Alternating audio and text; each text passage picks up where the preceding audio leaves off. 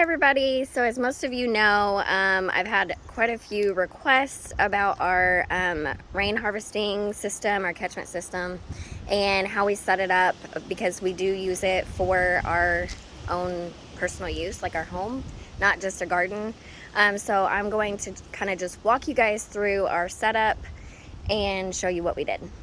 So we have ours off of our carport. We went ahead and installed a gutter system, and then what are these called? Gutter screens. These are gutter screens. We use the ones that have like the holes, but they also have a screen on the outside. Or I'm sorry, on the inside. And so these lay down into your gutter, and they're gonna screen out any larger debris, as well as some smaller debris, because the screen it reminds me of like a window screen. That's how small the holes are. And then, so our gutter system goes over here to the end. What's that thing? Downspout. Okay. Sorry, my husband set all this up, so he's gonna have to answer all these questions. So then you hook up, it's a U something. What's that piece? That white piece? What white piece? That hooks onto the gutter. What's it? That piece? Yeah. That's the downspout. But it's a U something. Oh, no, it's a K-shape. Okay. K-snap. K-snap. So you hook the gutter to a K-snap, which is that white piece right there. And then the downspout. And then we have these IBC totes. Our totes, we were lucky enough, we got, I think, one for free because our neighbor gets them. And then we found one on Facebook Marketplace for the chickens. But we paint them black to cut down on, if the sunlight hits them, they grow algae like crazy. So if you paint them black, or at first, before we painted them, we just had a tarp system to keep the sunlight off of them. But inside the downspout, this is a pond filter. So we actually found that, like, it was off season. Found it at Menards, didn't we? Yeah. So all of this gutter system, the gutter screens, the K-snap, downspout, all of that we found at Menards. We do 11% rebate on everything. And then we found the pond filter. Again, it was off season and it was on sale. So it's just a round filter, and that is, you could see that it filters a lot of the smaller dirt and so forth. So that goes into PVC piping that goes into this tote. We also, you drilled a hole, right? Yeah, there's a hole.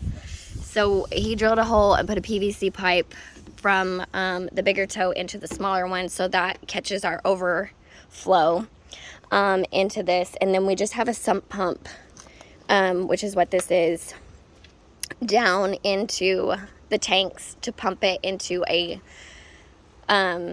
transferring tank for us. So we will show you that here in just a second. So on our backup tote, we just have, I think this was just an old piece of window screen, and we just have it clipped on here. You can see that it works well to keep some of the larger debris out, and any smaller debris that is in this tank will get filtered through our carbon filter, which I'll show you here in just a minute. Okay, so our sump pump pumps the IBC totes into that white tote, and the bed of that truck. We transfer it into the other truck.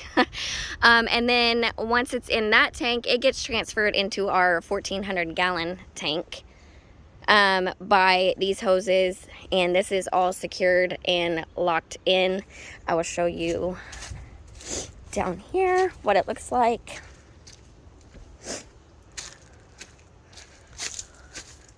So this is our big tank.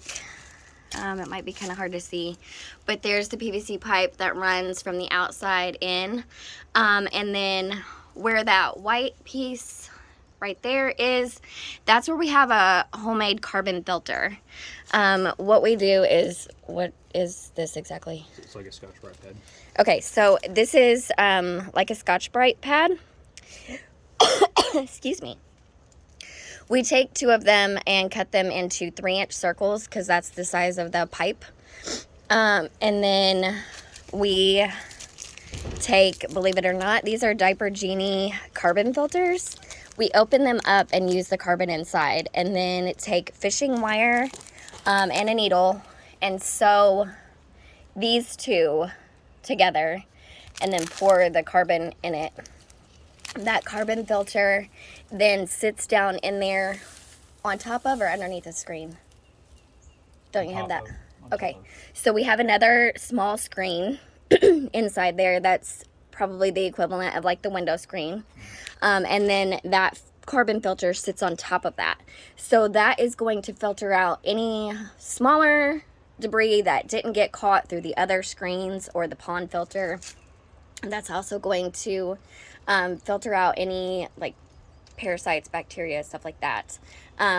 If occasionally, if we feel like maybe the water's been contaminated a little bit or there might be more algae growth than what we like, then we will sanitize with a small amount of bleach. What's the ratio? One cup for like 300 gallons? No, 1 cup's like 1,500 gallons. Okay, so it's 1 cup of bleach for 1,500 gallons. So like our whole tank, basically. That is the smallest amount of bleach that you can use. And again, we don't do that very often. He power washes the carport every spring, especially with all the pollen and everything. Sometimes we do it twice a year, depending on like our water supply.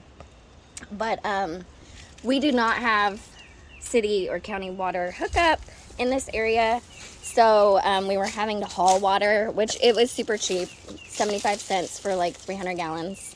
But this just takes that out, and that was also city water that we were hauling in, so we don't have any of the added stuff besides the bleach that we occasionally have to add in there. So, and then basically that system runs, there's a water pump in this shed over here that forces it into our house. So that's how we harvest our water and filter our water, and that's how we don't have a water bill.